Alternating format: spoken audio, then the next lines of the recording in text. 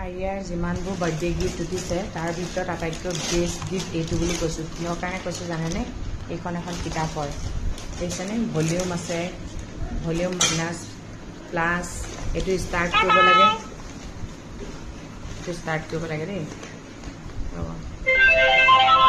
Start কৰিলে নহয়, কৰিলে নে?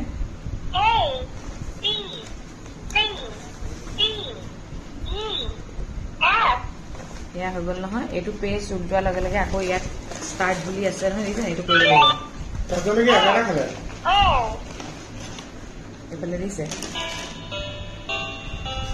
ইমান ধুনীয়া। এইখন দিছে মইনা মাহীয়ে, সৰু মাহীয়ে দিছে দেই।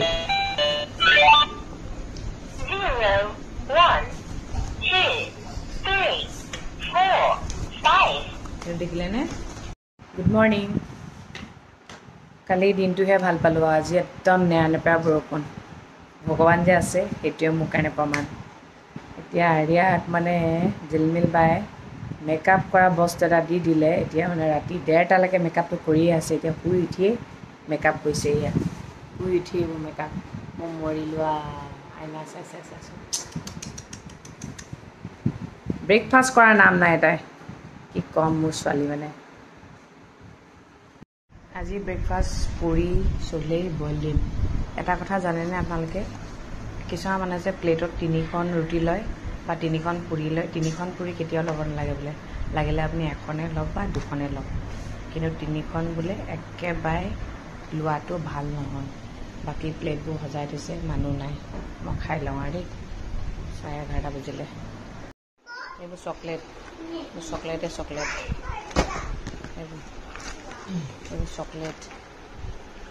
চকলেট, এইটো জংচন। আমাৰ আৰিয়াক জংচন ইউজ নকৰোঁ, আচলতে বেবীবোৰক জংচন ইউজ কৰিব নালাগে বুলি কয়।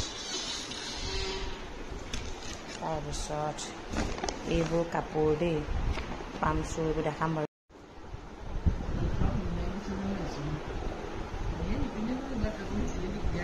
সেইটোৱে আকৌ, এই স্কাৰ্টটো পিন্ধিব পাৰিব এতিয়া। এই স্কাৰ্টটো যে বৰ মৰম লাগিছে।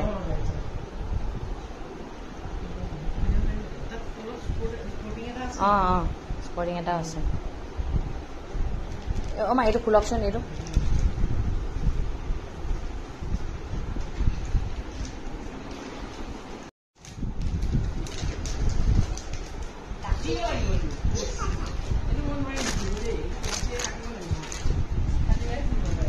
বস্তু উঠিছে।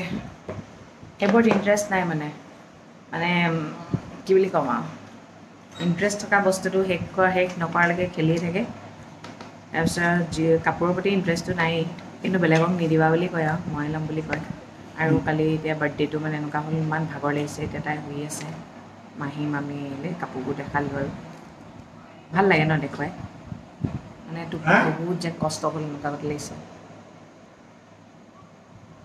এইফালে চাহ খাইছে, চিঙৰা জেলেপি। কালি বতৰটো ইমান ভালকৈ গ'ল দেখিছেনে? ভগৱান যে আছে তাৰে প্ৰমাণ। আৰু বতৰটো আমাৰ ঠাণ্ডা লাগিছে না, ঠাণ্ডা লাগিছে।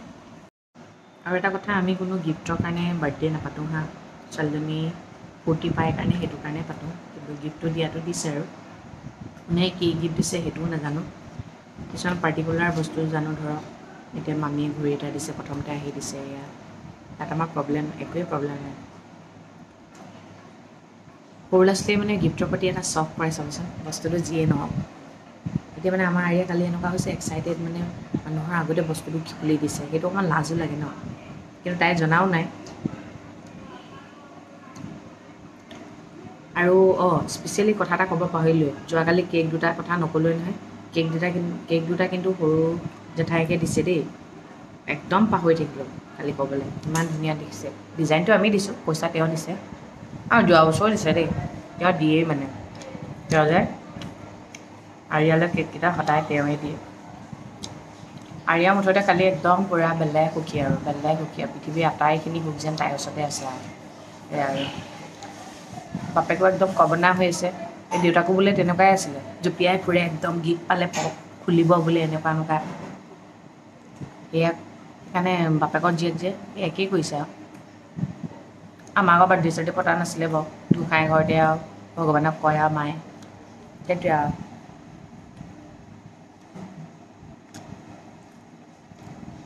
ছোৱালীৰ বাৰ্থডেটো পাতিছোঁ ভাল লাগিছে ন সেইটোৱে সুখ তাই সুখীৰ কাৰণে আমি সুখী আৰু সেইটোৱে আইতাকো একদম এক্সাইটেড হৈ থাকে কি দিমকৈ পিন্ধক নিপিন্ধক পিছৰ কথা কিন্তু দিয়াকেইটা দিবই মানে মাহটো সোমোৱাৰ লগে লগে মানে আইতাক একদম পলায়ন হৈ থাকে তুমি আকৌ কি দিব পাৰিলে মানে গোটেই পৃথিৱীখনৰ বস্তুখিনিয়ে দিব মানে তেওঁ তেনেকুৱা টাইপৰ